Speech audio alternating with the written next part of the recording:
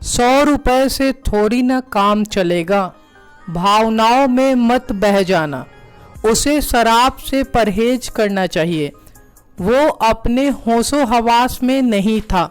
मेरे मना करने के बावजूद तुम क्यों गए? क्या आप इन सेंटेंसेस को इंग्लिश में ट्रांसलेट कर सकते हैं? अगर आप इन्हें ट्रांसलेट करना चाहते हैं तो आपको सिर्फ टेंसेस और ग्रामर की ही नहीं, साथ ही साथ एडवांस इंग्लिश स्ट्रक्चर की भी नॉलेज होनी चाहिए।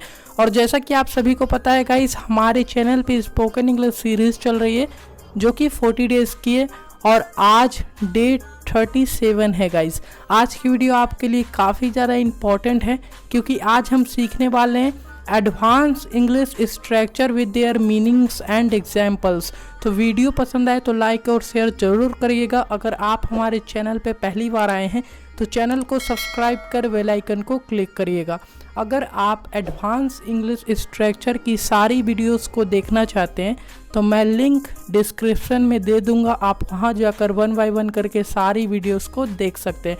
फिलहाल इस वीडियो को शुरू करते हैं।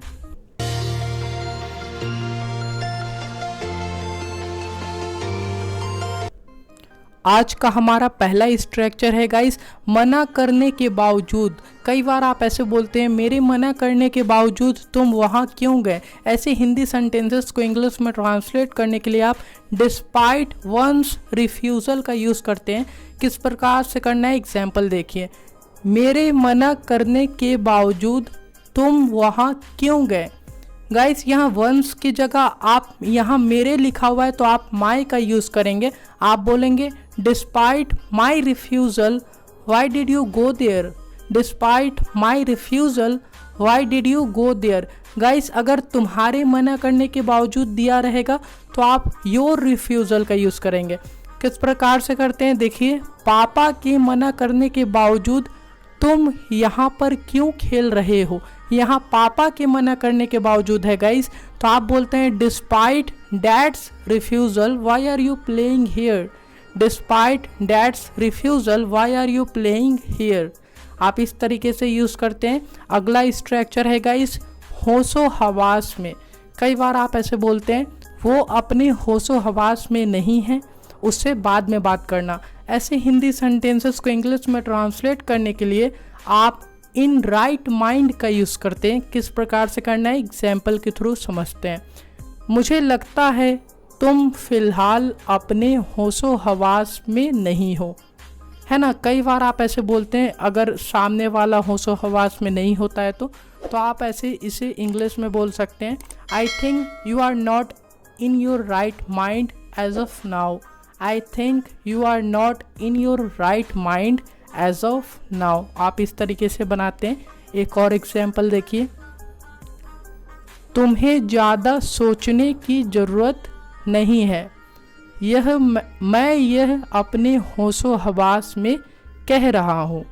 आप इसे बना सकते हैं, you don't need to think a lot, I am saying this in my right mind. You don't need to think a lot, I am saying this in my right mind. आप इस तरीके से इसका यूज़ कर सकते हैं। अगला structure है गाइस, भावनाओं में बह जाना।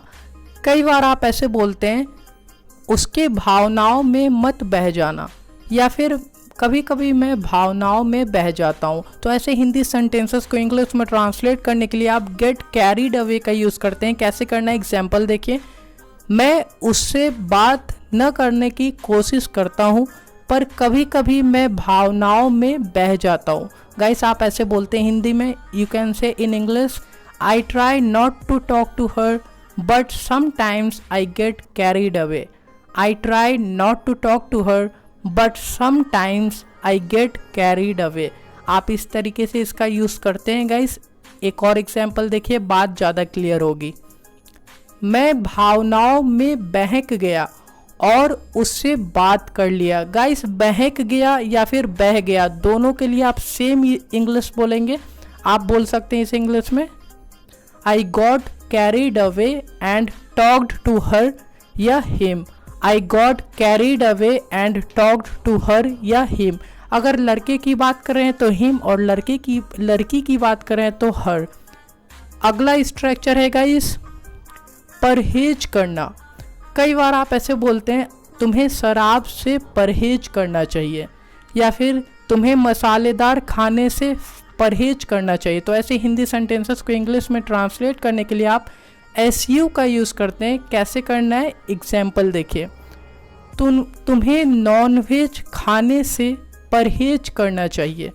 आप किसी को एडवाइस कर रहे हैं, आप इसे इंग्लिश में बोल सकते हैं you should eschew from eating non veg. You should eschew from eating non veg. आप इस तरीके से इसका यूज़ करते हैं। आप चाहें तो अब्सटेन का भी यूज़ कर सकते हैं। एक और एग्जाम्पल देखिए, आपको मसालेदार खाना से परहेज करना चाहिए। आप किसी को एडवाइस दे रहे हो, मान लो सामने वाला बीमार हो, है ना, आप इसे इंग्लिश में बोल सकते हैं you should eschew from eating spicy food. You should eschew from eating spicy food. आप इस तरीके से इसे इंग्लिश में बना सकते हैं। आज का हमारा अगला स्ट्रक्चर है गाइस, घिरा हुआ होना। कई बार आप ऐसे बोलते हैं उसका घर पानी से घिरा हुआ है, या फिर यह गार्डन फूलों से घिरा हुआ है। तो ऐसे हिंदी सेंटेंसेस को इंग्लिश में ट्रांसलेट करने के लिए आप सराउंडेड विद का यूज़ करते हैं। किस प्रकार से करना है, एग्जाम्पल देखिए। उसका घर पानी से घिरा हुआ है, मुझे उसका घर बहुत पसंद है। आप इसे इंग्लिश में बोल सकते हैं his house is surrounded with water, I love his house.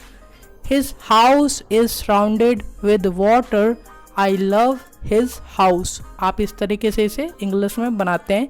एक और एग्जाम्पल देखिए, वह लोगों से घिरा हुआ था, इसीलिए मैं उससे बात नहीं कर सका।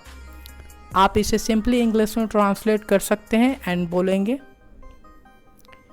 He was surrounded with people, so I couldn't talk to him. He was surrounded with people, so I couldn't talk to him. आप इस तरीके से इसे इंग्लिश में बना सकते हैं। आज का हमारा अगला स्ट्रक्चर है गाइस, थोड़ी ना काम चलेगा। कई बार आप ऐसे बोलते हैं 100 रुपये से थोड़ी ना काम चलेगा, या फिर सिर्फ बोलने से थोड़ी ना काम चलेगा। तो ऐसे हिंदी सेंटेंसेस को इंग्लिश में ट्रांसलेट करने के लिए आप विल नॉट डू का यूज़ करेंगे। किस प्रकार से करेंगे, एग्जाम्पल देखिए। सिर्फ बोलने से थोड़ी ना काम चलेगा, तुम्हें करना भी पड़ेगा। कई बार आप ऐसे डे टू डे लाइफ में बोलते हैं हिंदी में, आप इसे इंग्लिश में बोल सकते हैं only saying will not do, you will have to do as well. Only saying will not do, you will have to do as well. आप इस तरीके से इसे इंग्लिश में बना सकते हैं गाइस। एक और एग्जाम्पल देखिए, बात ज़्यादा क्लियर होगी। सिर्फ 100 रुपये से थोड़ी ना काम चलेगा, हमें 500 रुपये चाहिए। मान लीजिए आपको पार्टी करनी है और आप ऐसे सेंटेंस बोल रहे हैं, आप इसे इंग्लिश में बोलते हैं only 100 rupees will not do, we need 500 rupees. Only 100 rupees will not do, we need 500 rupees. आप इस तरीके से इसे इंग्लिश में बना सकते हो गाइस। आई होप गाइस आज की वीडियो लेक्चर आपके लिए काफ़ी ज़्यादा यूज़फुल रही होगी। तो वीडियो को लाइक, शेयर एंड सब्सक्राइब जरूर करिएगा। आप हमें कमेंट बॉक्स में बताएं कि आज की वीडियो लेक्चर आप लोगों को कैसी लगी। सो मिलते हैं अगली वीडियो में एक और नॉलेजफुल वीडियो के साथ। Till then take care and good luck.